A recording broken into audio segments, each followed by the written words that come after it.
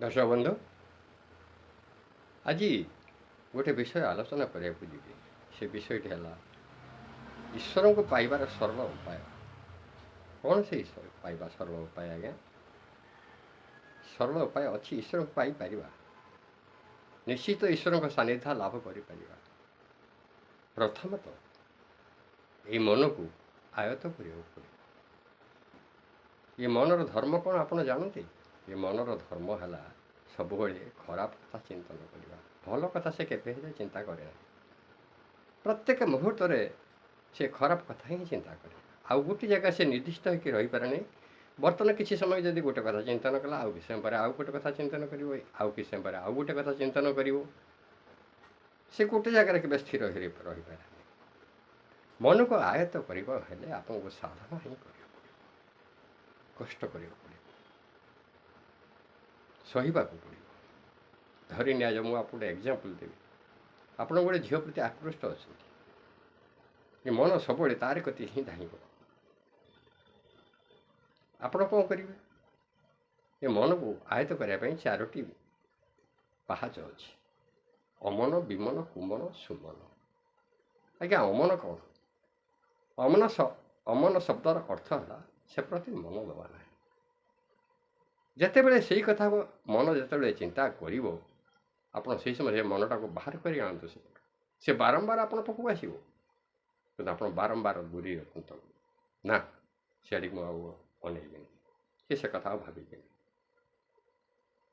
କିଛି ଦିନ ପରେ ଆପଣ ଦେଖିବେ, ଇଏ ହେଉଛି ସାଧନାର କଥା।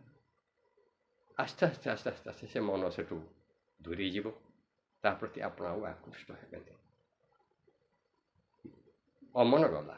ବିମନ ମାନେ ତା ପ୍ରତି ଘୃଣାଭାବ ସୃଷ୍ଟି ହେବା, ଆଉ ତା ପ୍ରତି ଆସକ୍ତି ନ ରହିବା, ତା ଅର୍ଥ ହେଲା ବିମନ। ସେଇ ଯେଉଁ ଝିଅ ପ୍ରତି ଆକୃଷ୍ଟ ହେଉଥିଲେ, ସେ ଝିଅକୁ ତା ପ୍ରତି ଆକୃଷ୍ଟ ନେଇ ତା ପ୍ରତି ଘୃଣାଭାବ ସୃଷ୍ଟି କରିଦେବା, ଆଉ ସେ ଝିଅକୁ ଅନେଇବାନି। ବାରମ୍ବାର ଆପଣ ଏଭଳି କରିଚାଲନ୍ତୁ, ଦେଖିବେ ଆସ୍ତେ ଆସ୍ତେ ଆସ୍ତେ ଆସ୍ତେ ଆସ୍ତେ ଆସ୍ତେ ଆପଣଙ୍କର ଘୃଣାଭାବ ସୃଷ୍ଟି ହେଇଯିବ। ସେତେବେଳେ ଆପଣ ଜାଣିବେ ଅମନ ବିମନ ଆପଣଙ୍କର ହେଇଗଲା। ଆଉ କୁମନ ଶବ୍ଦର ଅର୍ଥ ହେଲା ସବୁବେଳେ ଏଇ ମନ ଖରାପ ବିଚାର ଆପଣ ହୃଦୟକୁ ଆଣିବ।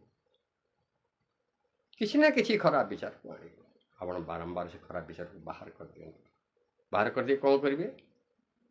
ସୁମନ, ଭଲ ମନକୁ ବା ଭଲ ଜ୍ଞାନକୁ, ଭଲ ଜିନିଷକୁ ଆତ୍ମଚିନ୍ତନ କରିବା।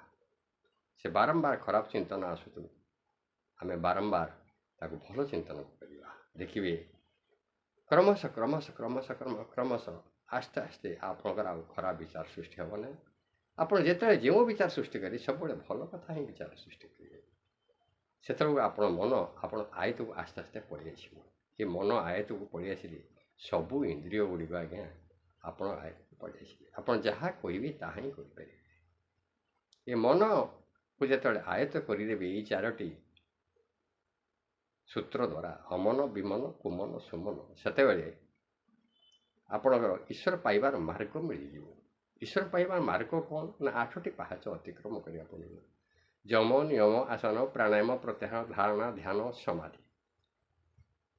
এই 8ଟି ପାହାଚ ଅତିକ୍ରମ କଲେ ଈଶ୍ୱର ପ୍ରାପ୍ତି ହେଇପାରିବ ବା ଈଶ୍ୱରଙ୍କ ସାନ୍ନିଧ୍ୟ ଲାଭ କରିପାରିବେ। ଆଜ୍ଞା, ଦ୍ୱାପର ଯୁଗ କଥା କହିଲେ କୃଷ୍ଣଙ୍କ କଥା ଆସେ। ସେ ଆପଣ ଅଷ୍ଟାଙ୍ଗ ଯୋଗ ସାଧନା କରିଥିଲେ, ସମାଧିସ୍ଥ ଯାଇଥିଲେ, ଯେ ସେ 3 କାଳର କଥା କହିପାରୁଥିଲେ, ଆଉ ପାଣ୍ଡବମାନଙ୍କୁ ରକ୍ଷା କରିପାରୁଥିଲେ। କିନ୍ତୁ ଏ ବର୍ତ୍ତମାନ କଳିଯୁଗରେ ମାତ୍ର 2 ଜଣ ବ୍ୟକ୍ତି ସାମ୍ନାକୁ ଆସନ୍ତି। ସେ ହେଲେ ସ୍ୱାମୀ ଦୟାନନ୍ଦ ସରସ୍ୱତୀ, ସ୍ୱାମୀ ବିବେକାନନ୍ଦ ସରସ୍ୱତୀ। ଆଉ ସେମାନେ କରିପାରିଲେ, ଆମେ କ'ଣ କରିପାରିବା? ହୁଏତ ଆମର ଏଇ ଜନ୍ମରେ 16 ହେଇ ନପାରିବ, 19 ତ ହେବ।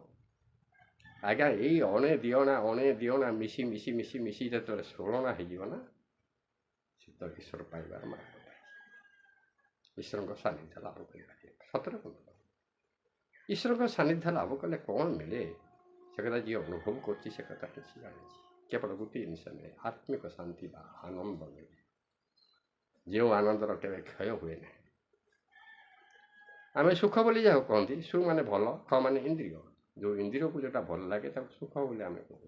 ଯେମିତି ଗରମ ଲାଗୁଛି ଏସି ରୁମ୍ ଭିତରେ ଥଣ୍ଡା ଲାଗିବ, କାହାକୁ ଥଣ୍ଡା ଲାଗିବ, ଭଲ ଲାଗିଲା ନା? ଏମିତି ସୁଖ ଶବ୍ଦ ହେଲା ସୁଖ ଶାନ୍ତି ସମ୍ୟକ ଭାବରେ ଅନ୍ତ ହେବା, କିଛି ସମୟ ପାଇଁ ଅନ୍ତ ହେଇଯିବା, ତା କହନ୍ତି ଶାନ୍ତି। ଆଉ ଆନନ୍ଦ, ତାର କେବେ ଅନ୍ତ ନାହିଁ କି ଆଦି ବି ନାହିଁ, ତାର ଆରମ୍ଭ ଆଉ ଶେଷ ନାହିଁ। ଯାହା ଯଦି ଇଏ ଥରେ ଆନନ୍ଦ ପ୍ରାପ୍ତି କରିଛି ଆଉ କିଛି ଆବଶ୍ୟକତା ନାହିଁ। ରଖୁଛି ବନ୍ଧୁମାନେ, ଯଦି ଆପଣଙ୍କୁ ମୋର ବିଷୟଟି ଭଲ ଲାଗିଥିବ, ଯଦି ଆପଣ କିଛି ଅନ୍ୟ କିଛି ବୁଝିବାକୁ ଚାହୁଁଥିବେ, ଆପଣ କମେଣ୍ଟ ବକ୍ସ ମାଧ୍ୟମରେ ଜଣାଇ ପାରିବେ ଓ ଚ୍ୟାନେଲଟିକୁ ସବସ୍କ୍ରାଇବ୍ କରିବେ ଓ ସେୟାର କରି ମୋତେ କୃତାର୍ଥ କରାଇବେ। ରଖୁଛି ଆଜ୍ଞା, ନମସ୍ତେ ନମସ୍ତେ ନମସ୍ତେ।